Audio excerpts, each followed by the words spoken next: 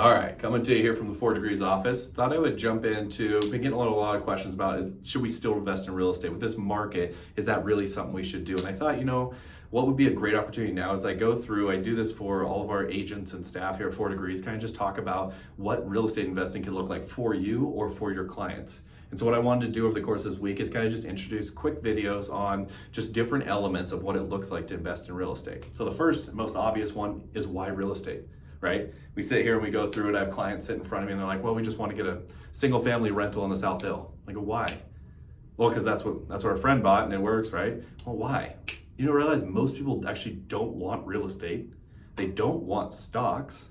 They don't want these vehicles that are investment vehicles. What do they want? They want a return on their money in the least risky form possible. And so when we look at real estate, historically, it's shown to be one of those elements. I think the stock market has its own ups. I think a lot of these different areas, bonds, everything go down the list that have great returns. But one we found that has more than just that money on money return has been real estate. So I'm gonna go over the 4 top reasons why I like real estate if I'm explaining to a client or I'm working with investors, okay? First one, most obvious one, cash flow, okay? You have renter, and please don't judge me on my artwork. It is terrible.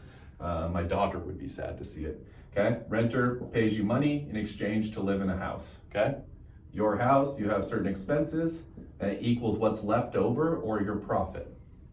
Okay, so I'm gonna collect this as the income that the tenant pays me, and then I'm going to pay the expenses, and what's left over is actually my profit, right? So the idea on this is that I actually get cash flow each month off this investment.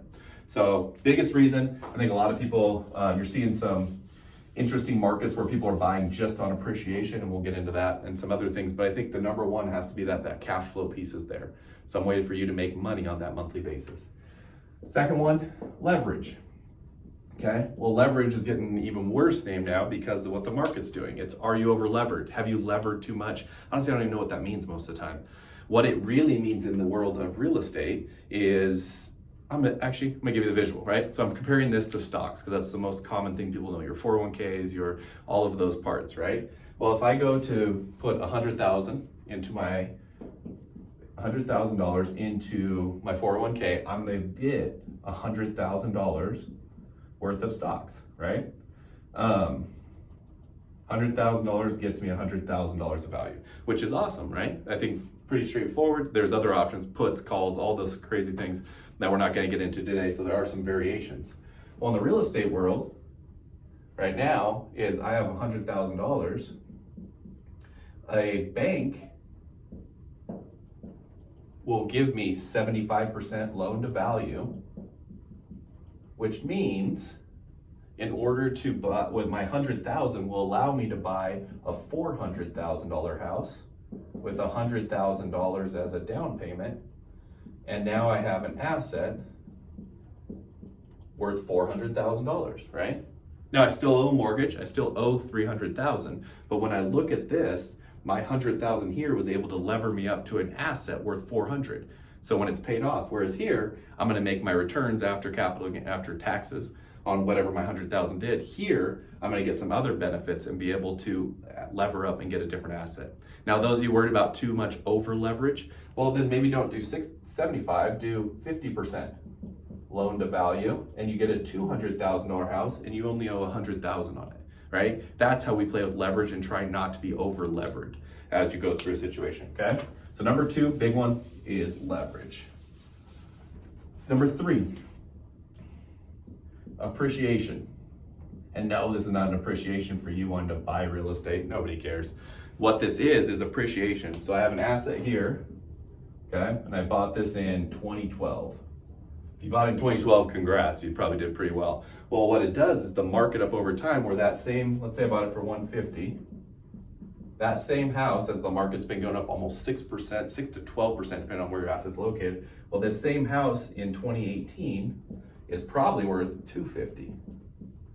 So based on nothing I did, let's say I didn't even renovate the kitchen, I didn't do anything. Based off nothing I did, I gained $100,000 in value over the course of time.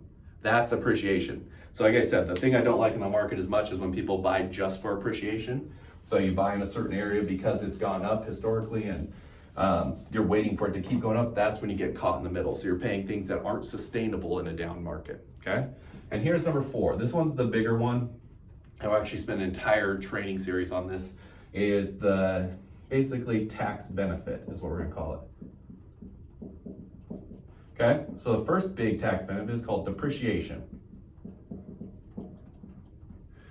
Well, what depreciation is the government says basically you're running a business here. So every year we're going to devalue or give you a benefit for the lost value of that business. So for residential, including apartments, that is 27 and a half years. For commercial, it's 39 years. Well, what does that even mean? Okay. What that means is that when you buy the property or you get the property, you're going to have a basis in it. So what the government will say is that, let's say for purposes of this, we'll use the residential. Let's say a property is worth $275,000. If we annualize it or basically do a 27.5% or 27.5 years divided out, that's basically $10,000 per year that the government allows you to use as a non-monetary write-off of the cash flow you collected. So if I collected $10,000 and my tax basis is 30%, that year on a property I would have had to pay $3,000 in income tax. Well, because of depreciation, these two offset, so my $3,000 bill is zero. I oversimplified it. That's just one of the ones that you'll see the best benefit of. Next, after depreciation, is expenses.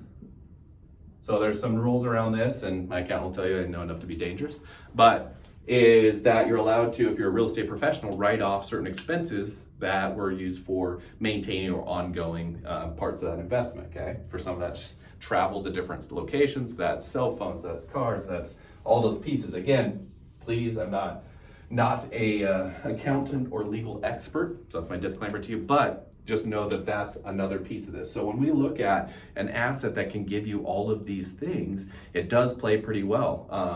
Rates are historically low, and so you start mixing this together, and this is why you see a lot of people like real estate for the long haul. So that's the first video, why real estate. Feel free to reach out with any questions. My email is jordan@4degrees.com. Love to see if I can answer more for you.